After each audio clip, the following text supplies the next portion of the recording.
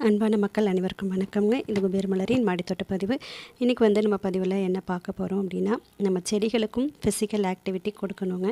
அப்போ தான் செடிகள் நல்லாயிருக்கும். என்னங்க சொல்கிறீங்க, ஃபிசிக்கல் ஆக்டிவிட்டி செடிகளுக்கு கொடுக்கணுமா, எப்படி கொடுக்கணும் அப்படின்னு கேட்குறீங்களா?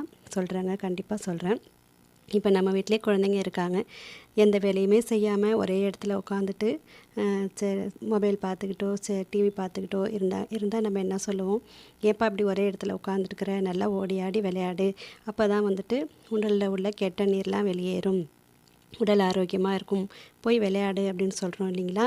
அதே மாதிரி தாங்க நம்ம செடிகளும் ஒரே இடத்துல அது அப்படியே இருக்கும்போதுட்டும் அதுக்கு நம்ம என்ன சொல்கிறது, தண்ணி நம்ம நினச்சிப்போம், தொட்டியே மண்ணை காய விடவே கூடாது, அப்படி காஞ்சிடுச்சு அப்படின்னா செடிகள் வாடி போயிடும் அப்படின்னு நினச்சிட்டு அது காயறதுக்கு முன்னாடியே தண்ணி கொடுத்துக்கிட்டே இருப்போம், மேலே மேலே மேலே தண்ணி கொடுத்துட்டே இருப்போம்.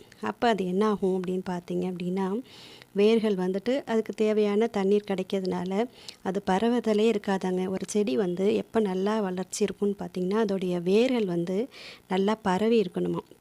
வேர்கள் பரவுதலே இருக்காதான்.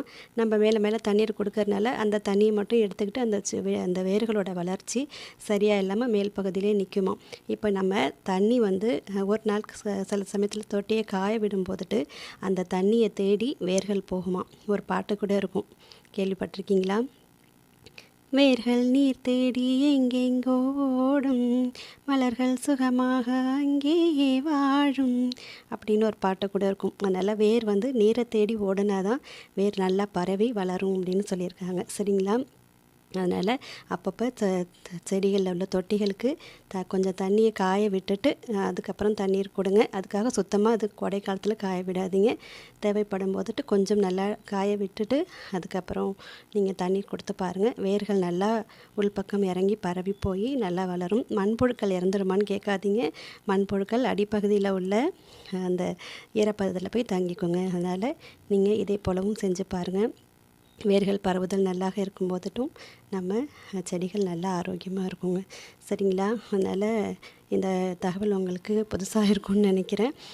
நான் இதை ஒரு புக்கில் படிச்சிருக்கேங்க. வேர்கள் நல்லா பரவணும் அப்படிங்கும் போதுட்டு நம்ம அப்பப்போ கொஞ்சம் தொட்டியை காய விட்டுட்டு தண்ணீர் கொடுக்கணும் அப்படிங்கிறத நான் படிச்சிருக்கேன். அதை தான் இப்போ உங்கள்கிட்ட இதை தகவலாக உங்கள்கிட்ட சொல்லியிருக்கிறேங்க. அதுக்கப்புறம் பாருங்கள், இன்றைக்கும் எவ்வளோ பூக்கள் பாருங்கள். இன்றைக்கி அவ்வளோ பூக்கள் நான் அறுவடை எடுத்துருக்குறேங்க. கடைசியில் நான் காட்டுறேன் பாருங்கள். தட்டில் அறுவடை பண்ணி வச்சுருக்கேன். கிட்டத்தட்ட 8-9 வகையான செம்பருத்தி பூக்கள்ங்க. அவ்வளோ அழகு. செம்பருத்தியை பொறுத்த வரைக்கும் இப்படி அறுவடை கொடுக்கணும்னு நானே நினைக்கலைங்க. அவ்வளோ அறுவடை எனக்கு கொடுத்துருக்குது. பாருங்கள், நீங்களும் கண்டிப்பாக உங்கள் செடிகளுக்கு அப்பப்போ தண்ணியை கொஞ்சம் தொட்டியை காய வச்சுட்டு நீங்கள் தண்ணீர் கொடுங்க. பூச்சிகளும் அதிகம் போய் தங்காமையும் இருக்குங்க. அப்பப்போ தொட்டியையும் கொஞ்சம் கொஞ்சம் நகர்த்தி வச்சுருங்க.